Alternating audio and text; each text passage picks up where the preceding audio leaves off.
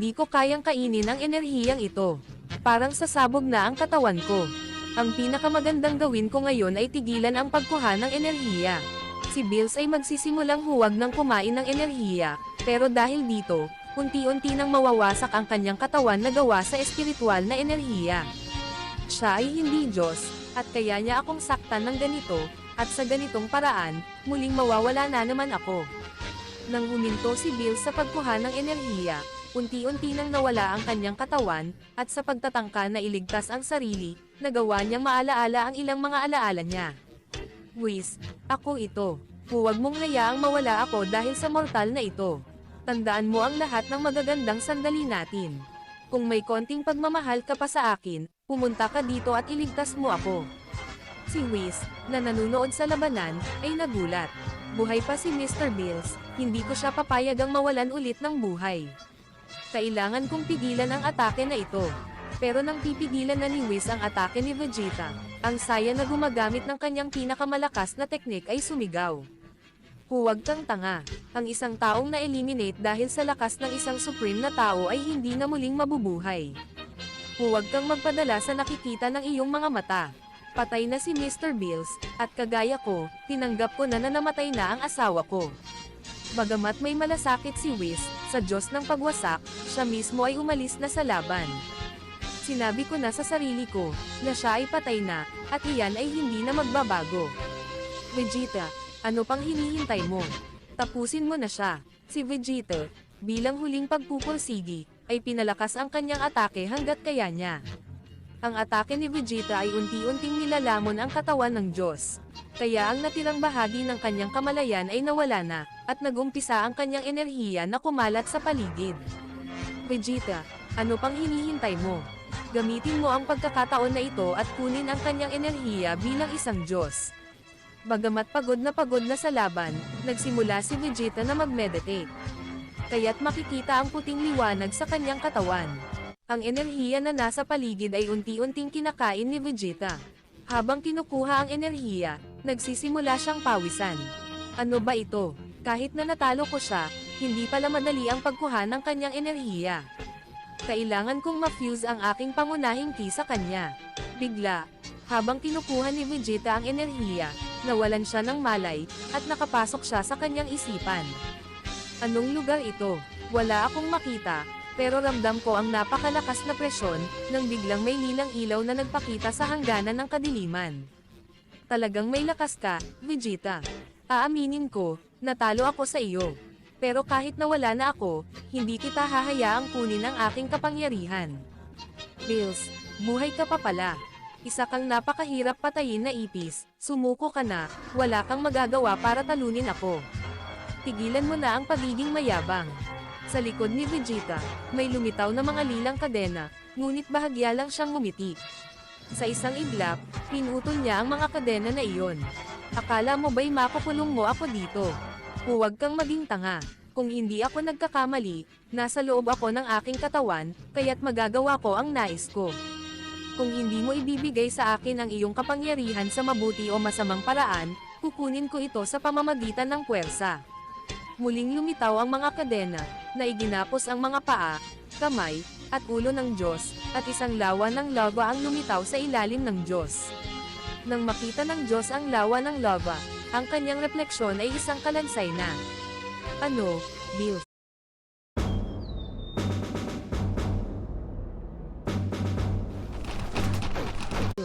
Hindi ka ba naiinitin dito, kawawang Diyos?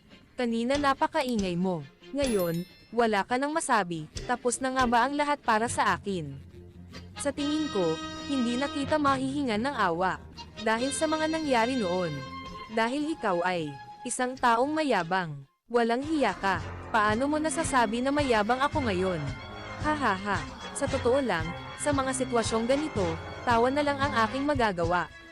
Pero sige, papayag na ako, pero tuparin mo na lang ang huling kahilingan ko para matahimik na ako.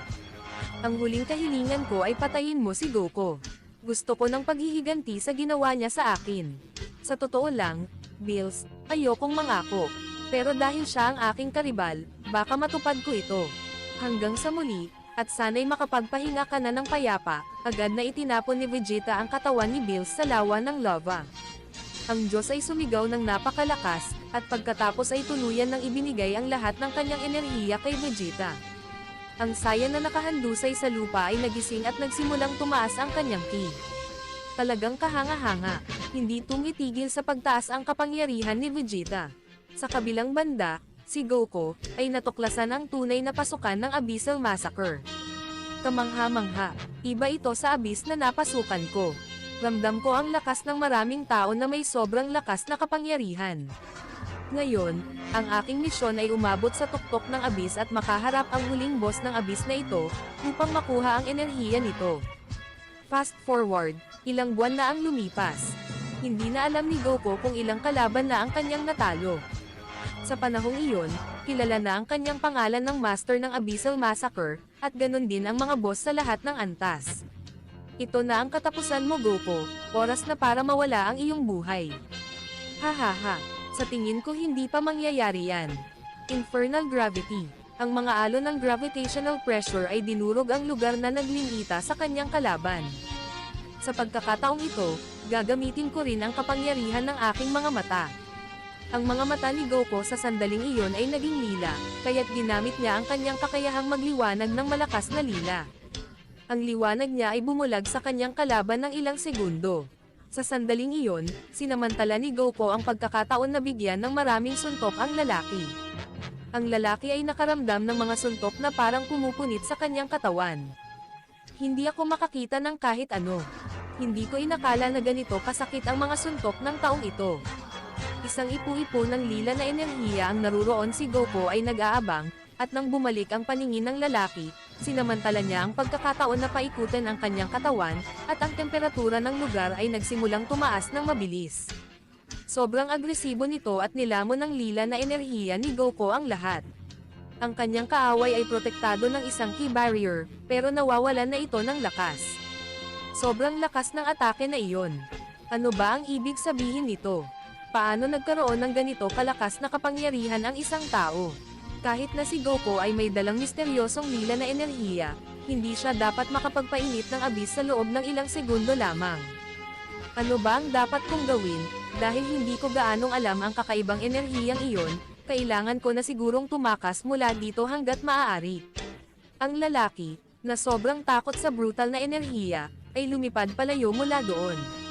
Ngunit sa paggawa nito, siya ay bumangga sa isang bagay na hindi niya makita. Si Goku pala ay naglagay ng selyo sa lugar, gamit ang isang shadow barrier, na binubuo ng kanyang kapangyarihan sa mata. Sa loob ng katawan ni Goku, naisip ni Gohan, hindi ko inakala na maraming lihim ang lilang enerhiya. Bakit kaya, ipinagkatiwala sa akin at sa aking ama ang malakas na kapangyarihan na ito? Kung ipagpapatuloy ng aking ama ang paggamit ng kanyang kapangyarihan sa mata, baka madiskubre pa niya ang mga bagong kakayahan na magiging kapaki-pakinabang sa hinaharap. Ang bagong kakayahan na ginamit ni Goku ay tinawag niyang selyo ng impyerno, bilang parangal sa unang mga laban na kanyang naranasan sa abyss. Natunay na mala-impyerno. Hindi ka makakatakas mula sa lugar na ito, magiging abo ka. Huwag mo nang subukan pa. Hindi ako mawawalan ng buhay dito. Ang lalaki ay magsisimulang sumuntok sa barrier, gamit ang kanyang lakas.